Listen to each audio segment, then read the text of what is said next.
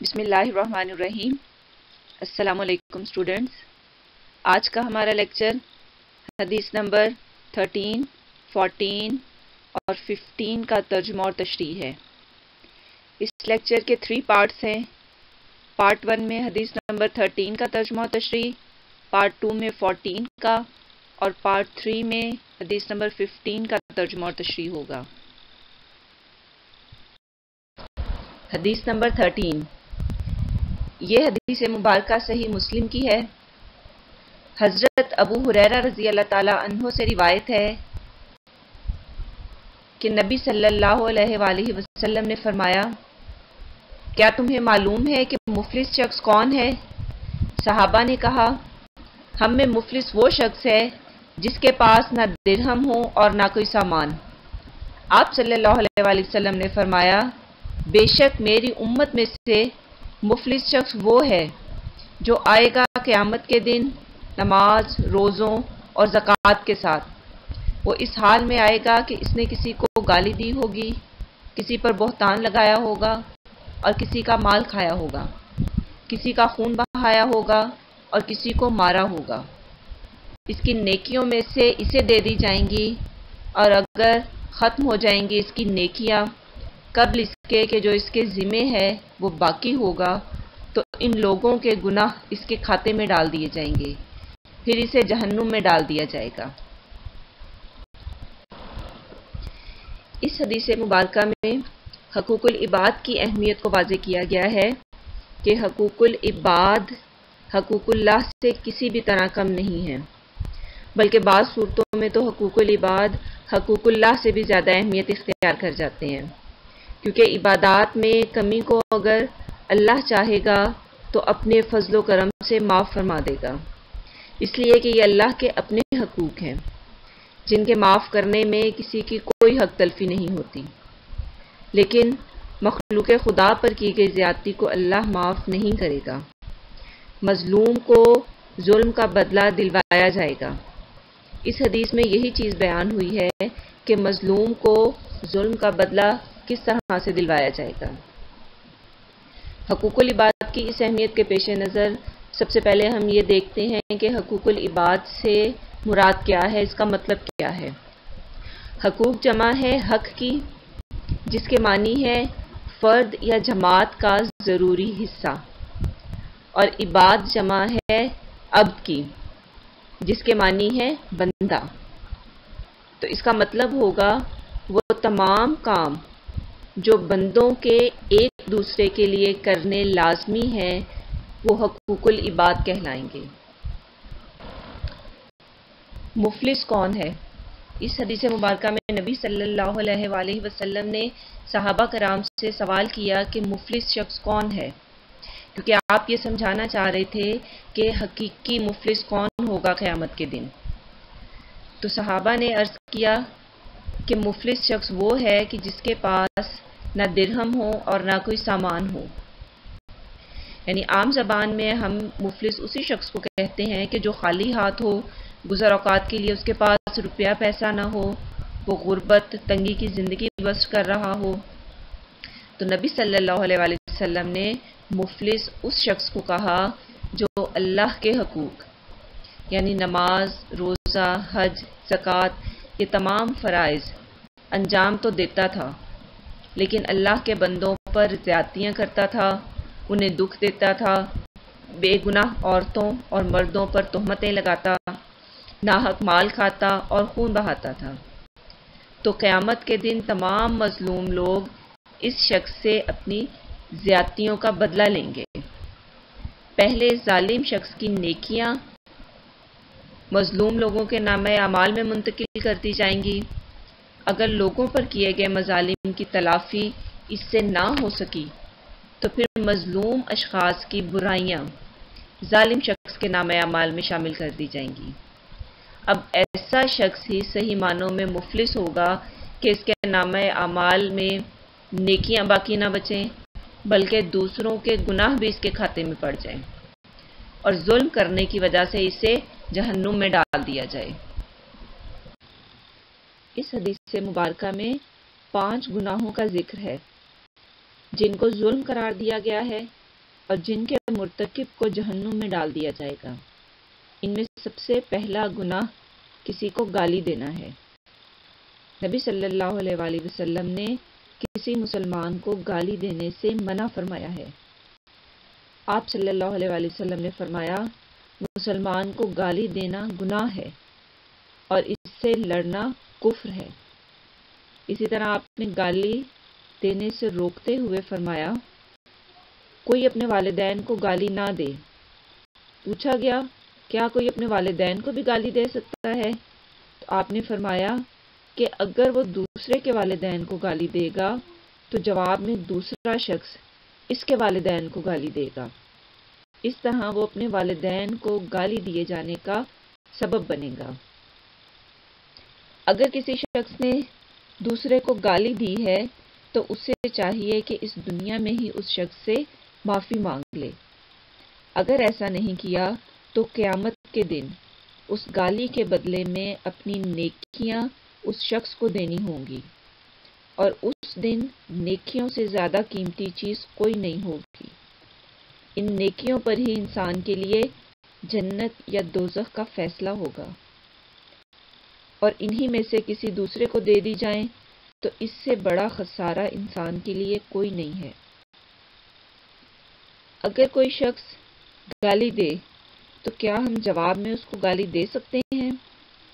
تو ایسا کرنے سے بھی پرہیز کرنا چاہیے، کیونکہ نبی صلی اللہ علیہ وآلہ وسلم نے فرمایا، گالیوں کا وبال اسی پر پڑتا ہے جس نے گالی دینے میں پہل کی تھی، جب تک کہ مظلوم حد سے تجاوز نہ کر جائے۔ یعنی گالی دینے کا گناہ پہل کرنے والے پر ہے، لیکن جواب میں اگر دوسرے شخص نے زیادتی کر دی، یعنی ایک گالی دی گئی تھی، اس نے 2 دے دی، تو یہ اس نے حد سے تجاوز کر لیا۔ اب یہ شخص مظلوم نہیں رہے گا بلکہ خود ظلم کرنے والا بن جائے گا۔ اللہ تعالیٰ نے بدلہ لینا جائز رکھا ہے اور کہا ہے کہ جس پر ظلم کیا جائے وہ اگر بدلہ لے لے تو اس پر کوئی گرفت نہیں، لیکن ساتھ ہی کہہ دیا کہ اگر معاف کر دے اور صبر کرے تو یہ اس کے لیے بہتر ہے۔ لیکن اگر بدلہ لینا ہی ہے تو اس کی کچھ شرائط ہیں کہ جتنی گالی دی گئی ہو صرف اتنی ہی دی جائے، زیادتی نہ کی جائے اور جھوٹ بات نہ کہی جائے۔ پھر نبی صلی اللہ علیہ وآلہ وسلم نے فرمایا، جو آپس میں گالی گلوچ کرتے ہیں دونوں شیاطین ہیں، ایک دوسرے کے مقابلے میں بدزبانی کرتے ہیں۔ تو اس لیے بہتر یہی ہے اور پسندیدہ عمل یہی ہے کہ مقابلے میں بھی اپنی زبان کو روک کے رکھا جائے، خاموش رکھا جائے، بدزبانی نہ کی جائے، جواب میں گالی نہ دی جائے۔ دوسرا گناہ ہے بہتان ترازی۔ بہتان کا مطلب ہے جھوٹا الزام لگانا۔ غیبت یہ ہے کہ کسی شخص کی برائی اس کی غیر موجودگی میں اس طرح کی جائے کہ اگر وہ اسے سنے تو اس کو برا لگے، لیکن یہ برائی اگر اس شخص میں موجود نہیں ہے تو یہ بہتان ہے، یعنی جھوٹا الزام ہے۔ بہتان کی بڑی سخت وعید قرآن و سنت میں آئی ہے۔ احادیث میں ہے کہ اگر کوئی شخص کسی پر جھوٹا الزام لگاتا ہے اور اس بارے میں وہ خود بھی نہیں جانتا تو اللہ اس کو اس وقت تک جہنم میں رکھے گا جب تک کہ وہ اپنے الزام کے مطابق عذاب نہ پالے۔ قرآن میں بھی بہتان کے بارے میں ہے کہ جو لوگ پاک دامن عورتوں پر بہتان لگاتے ہیں تو اللہ نے ان پر دنیا اور آخرت دونوں میں لعنت کی ہے۔ قیامت کے دن انہیں سخت عذاب ہوگا، اور قیامت کے دن ان کی زبانیں، ان کے ہاتھ، ان کے پاؤں ان کے خلاف گواہی دیں گے کہ جو عمل انہوں نے کیا تھا، اور اس روز پھر انہیں پورا پورا بدلہ دے دیا جائے گا۔ اس دنیا میں بھی جو بہتان کی سزا رکھی گئی ہے وہ یہ ہے کہ جو شخص پاک دامن عورتوں پر تہمت لگائے گا تو اس کو 80 کوڑے مارے جائیں گے۔ اور اس شخص کی پھر گواہی کبھی بھی قبول نہیں کی جائے گی۔ اور یہ سزا اس شخص کے لیے ہے کہ جو بہتان لگاتا ہے اور پھر 4 گواہ نہیں پیش کر سکتا۔ افسوس کی بات ہے کہ الزام تراشی کو ہم معمولی چیز سمجھتے ہیں، اور یہ تو اس قدر عام ہے کہ جس کا دل چاہتا ہے دوسروں پر الزام لگا دیتا ہے، جگہ جگہ ذلیل کرتا ہے۔ ثبوت مانگیں تو یہ دلیل کہ میں نے کہیں سنا تھا، یا مجھے فلاں نے بتایا تھا، یا آپ نے جو بات کہی تھی اس کا یہی مطلب تو بنتا تھا۔ بھئی آپ نے کسی کے دل کا حال کیسے جان لیا؟ ہمارا رویہ یہ ہونا چاہیے کہ کسی بھی سنی سنائی بات پر یقین کر کے کسی پر الزام نہ لگائیں جب تک کہ اس کا ثبوت اور گواہ موجود نہ ہوں۔ اگر کسی کی کوئی برائی دیکھ بھی لی اور اللہ نے اس پر پردہ ڈالا ہے تو ہم اس کی تشہیر کرنے والے نہ بنیں۔ ان احکامات کا مقصد یہ ہے کہ معاشرے میں برائی اور فحاشی کی باتیں لوگوں کی زبان پر نہ ہوں، اور لوگ ایک دوسرے کو بدنام کرنے یا صرف لذت حاصل کرنے کے لیے ایسی باتیں نہ کریں۔ اس حدیث مبارکہ میں تیسرا جرم جس پر قیامت کے روز سزا دی جانی ہے وہ ناجائز طور پر دوسروں کا مال کھانا ہے۔ اسلام چاہتا ہے کہ ہر مسلمان کی جان، مال، اس کی عزت، آبرو وہ سب دوسروں سے محفوظ ہو، اسی لیے دوسروں کے مال پر ناجائز قبضہ کرنے کو حرام قرار دیا گیا ہے۔ قرآن میں ہے کہ تم ایک دوسرے کے مال ناجائز طریقے سے نہ کھاؤ اور دوسروں کے مال کو حکام تک نہ پہنچاؤ تاکہ تم گناہ کے طریقے سے ایک دوسرے کے مال کھاؤ۔ ناجائز مال کھانے کی شکل صرف یہی نہیں ہے کہ کسی سے کچھ چھین لیا جائے، بلکہ رشوت، استحصال، عدالت کے ذریعے جھوٹے دعوے سے کسی کا حق مار لینا، دھوکہ دہی کے ذریعے کسی کا مال لینا، خیانت کرنا، سود، رشوت، حرام کاری، ذخیرہ اندوزی، ناجائز اور حرام چیزوں کا لین دین، لاٹری، چوری، ڈاکہ، یہ سب ناجائز مال میں شامل ہیں۔ یتیم کا مال کھانا بھی ناجائز مال میں شامل ہے، اور ایسے لوگوں کے بارے میں تنبیہ ہے کہ وہ اپنے پیٹوں میں آگ بھرتے ہیں۔ اگر کسی شخص نے کسی دوسرے کی ایک سوئی یا کوئی معمولی سی چیز بھی دینی ہوگی تو بہترین سے بہترین نیکی کرنے والا شخص بھی اس وقت تک جنت میں داخل نہیں ہو سکے گا جب تک کہ وہ اس حقدار کا حق واپس نہیں لوٹا دیتا۔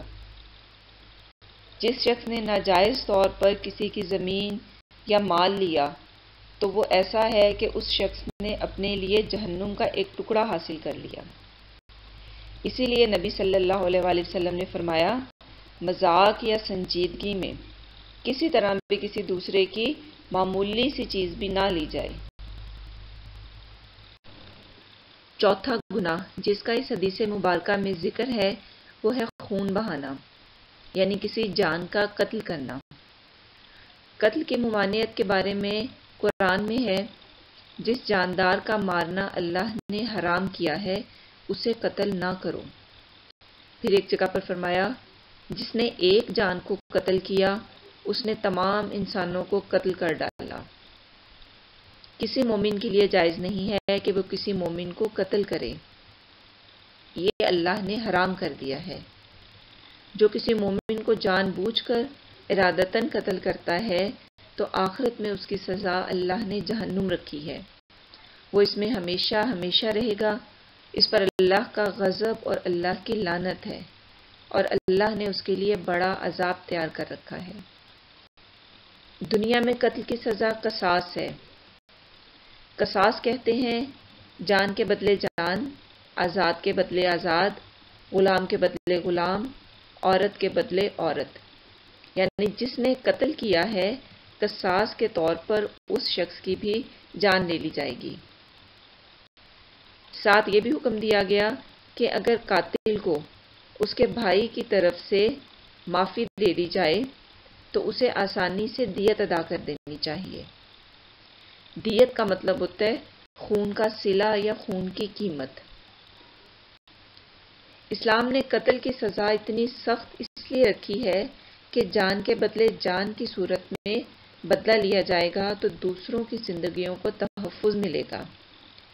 سخت سزا کی وجہ سے کوئی شخص قتل کرنے سے رک جائے گا۔ ظلم و زیادتی کو ختم کرنے کے لیے اب اسلام ہمیں کچھ تعلیمات دیتا ہے۔ اسلامی تعلیمات ہمارے پاس کیا ہے؟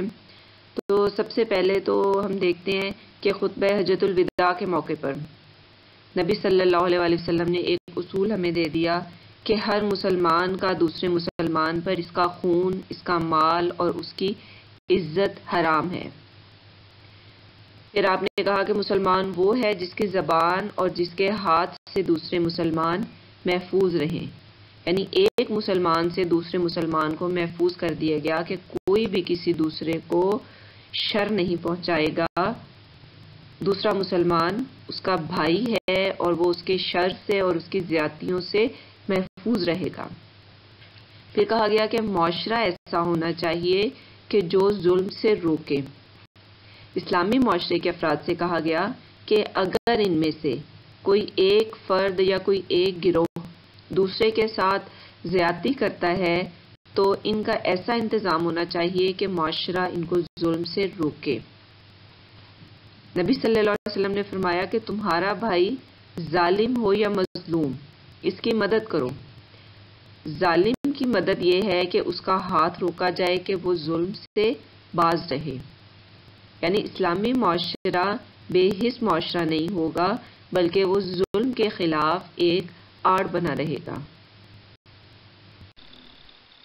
مزید تفصیل اور ڈیٹیل کے لیے آپ یہ دی گئی کتب سے بھی استفادہ کر سکتے ہیں۔